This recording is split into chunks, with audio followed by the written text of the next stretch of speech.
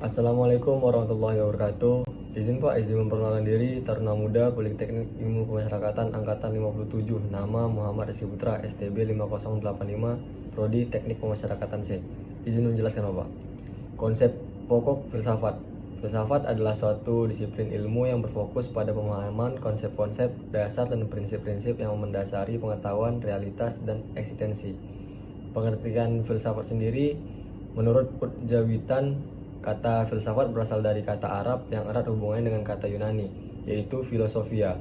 Philo artinya cinta, yang mencerminkan keinginan yang disertai usaha untuk mencapai yang diinginkan. Dan sophia artinya kebijaksanaan, yang mencerminkan pemahaman mendalam. Jadi, filsafat dapat diartikan sebagai cinta kepada kebijaksanaan atau ingin memahami secara mendalam. Menurut para filsuf, filsafat adalah keinginan untuk memperoleh kebijaksanaan melalui berbagai upaya, metode, sumber pengetahuan, dan tujuan pemikirannya. Asal mula filsafat ada 4. Yang pertama, ketakjuban. Filsafat bermula dari kekaguman, keheranan, dan ketakjuban manusia terhadap fenomena di sekitarnya, seperti perubahan dan peredaran benda langit dan asal mula alam semesta. Kedua, ketidakpuasan. Sebelum filsafat muncul, mitos dan mite digunakan untuk menjelaskan fenomena alam. Namun, penjelasan ini tidak memuaskan manusia, yang akhirnya mendorong mereka untuk mencari penjelasan yang lebih pasti dan rasional. Yang ketiga, hasrat bertanya. Ketidakpuasan ini menghasilkan pertanyaan-pertanyaan yang mendorong manusia untuk melakukan pengamatan, penelitian, dan penyelidikan terhadap alam semesta dan hakikatnya. 4. Keraguan. Pernyataan-pernyataan ini muncul karena manusia meragukan kejelasan dan kebenaran dari apa yang telah diketahuinya. Sifat dari filsafat. Yang pertama, berpikir secara rasional. Filsafat melibatkan pemikiran logis, sistematis, dan kritis. Ini mencakup berpikir logis, berpikir sistematis yang berhubungan, dan berpikir kritis dalam mengevaluasi argumen. Yang kedua, berpikir secara radikal. Filsuf adalah pemikir yang radikal yang tidak terpaku pada fenomena tertentu dan selalu berusaha mencari akar dari kenyataan. Ketiga, mencari asas. Filsuf mencari asas atau esensi dari realitas untuk memahami kenyataan dengan lebih pasti. Keempat, memburu kebenaran. Filsuf adalah pemburu kebenaran hakiki tentang seluruh realitas dan hal yang dapat dipersoalkan. Kelima, berusaha memperoleh kejelasan. Filsafat bertujuan untuk memperoleh kejelasan dan penjelasan tentang seluruh realitas dengan mengeliminasi segala sesuatu yang kabur, gelap, atau tidak jelas. Objek dari filsafat itu sendiri ada 2, yaitu objek material dan objek formal. Objek material melibatkan segala sesuatu yang ada atau tidak ada, baik yang bersifat konkret maupun abstrak, termasuk ilmu pengetahuan itu sendiri. Objek formal melibatkan sifat penelitian yang mendalam, tidak hanya sebatas penelitian empiris, tetapi juga dapat dipikirkan secara logis. Metode filsafat. Metode filsafat ada 3, yaitu deduktif. Yang pertama, deduktif, pemikiran dari yang umum ke yang khusus. Yang kedua, induktif, pemikiran dari yang khusus ke yang umum. Yang ketiga, dialektika, pemikiran berdasarkan tesis, antitesis, dan sintesis. Peranan filsafat. Pertama, sebagai pendobrak. Filsafat merusak pintu dan tembok tradisi yang sakral yang tidak boleh diganggu atau dipertanyakan. Yang kedua, pembebas. Filsafat membebaskan manusia dari ketidaktahuan, kebodohan, dan pemikiran yang mistik, picik, dan dangkal. Yang ketiga, pembimbing. Filsafat membimbing manusia untuk berpikir secara rasional, mendalam, luas, dan universal, serta menemukan esensi atau permasalahan. Cabang filsafat. Yang pertama, epistemologi, membahas pengetahuan asal-usul, jenis, batas, metodologi, dan bentuknya. Yang kedua, metafisika atau ontologi, membahas hakikat fundamental mengenai keberadaan, kenyataan, dan realitas. Yang ketiga, logika, membahas kemampuan berpikir secara teratur, lurus, dan tepat. Yang keempat, etika, membahas moral, tindakan manusia yang baik dan buruk, dan benar atau salah, serta bagaimana manusia seharusnya bertindak. Kelima, estetika, membahas keindahan, bagaimana keindahan terbentuk, bagaimana manusia dapat menyadarinya. Semua elemen ini adalah bagian integral dari dunia filsafat dan digunakan untuk merenungkan makna eksistensi, pengetahuan, moralitas, dan kehidupan manusia. Filsafat ilmu pengetahuan. Filsafat ilmu pengetahuan adalah usaha filosofis dalam memahami ilmu pengetahuan. Ini melibatkan pembahasan secara rasional, objektif, mendalam, dan menyeluruh terhadap ilmu pengetahuan. Definisi dari filsafat ilmu pengetahuan adalah upaya untuk memahami ilmu pengetahuan dengan pendekatan filosofis melibatkan aspek rasional, kritis, logis, dan sistematis. Hakikat pengetahuan. Hakikat pengetahuan adalah hasil dari kegiatan manusia dalam memahami objek atau fenomena tertentu. Kelompok pengetahuan terdapat 3 jenis pengetahuan: sehari-hari, ilmiah, dan filosofis.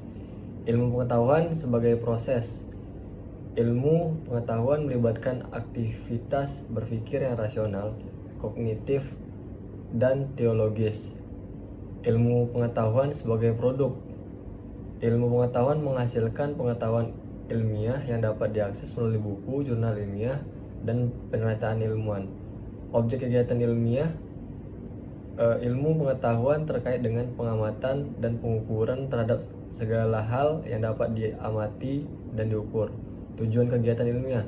Tujuan utama adalah untuk memperoleh pemahaman yang mendalam dan kebenaran yang dapat diandalkan terkait dengan berbagai masalah. Sarana berpikir ilmiah. Logis, bahasa, matematika, dan statistika adalah alat bantu dalam pemikiran ilmiah. Jenis kebenaran atau pengetahuan. Ada 4 jenis kebenaran berasal dari asal, cara, bidang, dan tingkah pengetahuan. Teori kebenaran. Ada 4 teori kebenaran: korespondensi, koherensi, pragmatis, dan performatif. Filsafat ilmu pengetahuan bertujuan untuk memberi wawasan dan pemahaman yang lebih dalam tentang sifat, proses, dan tujuan ilmu pengetahuan, serta berbagai aspek filosofis yang terkait dengan pengetahuan. Oke, lanjut ke sejarah dan paradigma penghukuman. Sejarah penghukuman adalah memberi sanksi oleh negara kepada individu yang secara sah dinyatakan bersalah melakukan pelanggaran hukum. Kode tertulis pertama yang mengatur penghukuman adalah Kode Hammurabi 1780 sebelum Masehi yang menerapkan konsep mata ganti mata.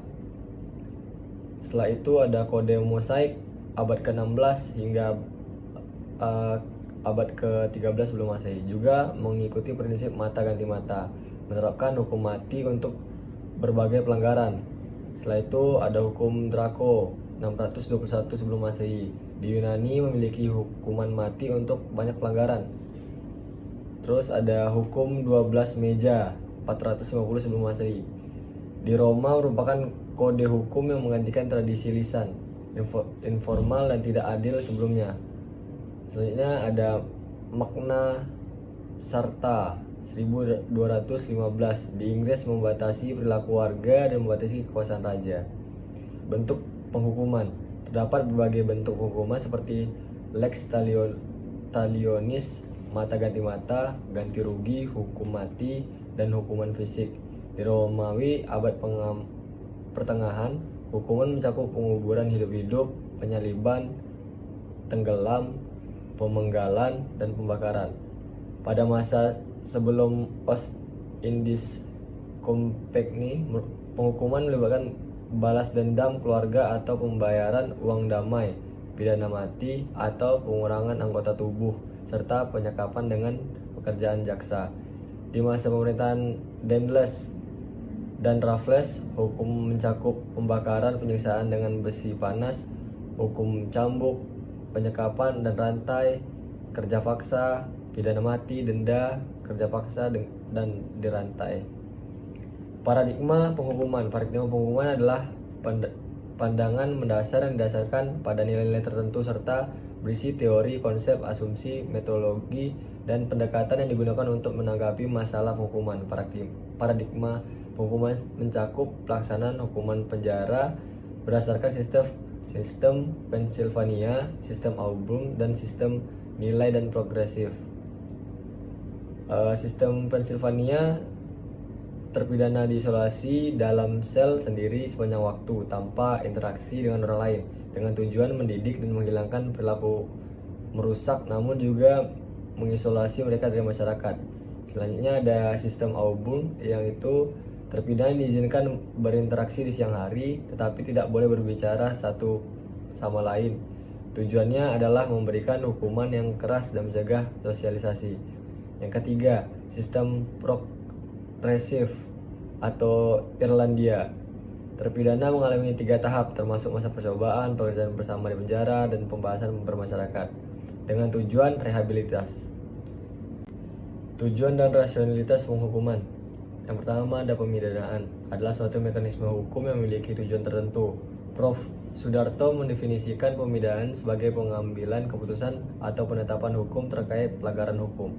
Tujuan pemidanaan dapat dibagi menjadi beberapa teori. Absolute retributive theory menekankan pada pemilihan keadilan dengan memberikan balasan setimpal terhadap pelaku kejahatan yang dianggap merugikan masyarakat atau negara. Tujuannya adalah memberi balasan dan mengembalikan kerugian kepada masyarakat atau negara. Deterrence theory menganggap pelaku kejahatan sebagai orang bersalah yang harus dihukum untuk mencegah melakukan kejahatan lagi dan untuk mencegah tindak pidana di masyarakat. Relative atau rehabilitation theory melihat pelaku kejahatan sebagai individu yang memerlukan bantuan karena adanya masalah sosial, kejiwaan, atau penyimpangan. Tujuannya adalah untuk mereformasi atau memperbaiki pelaku.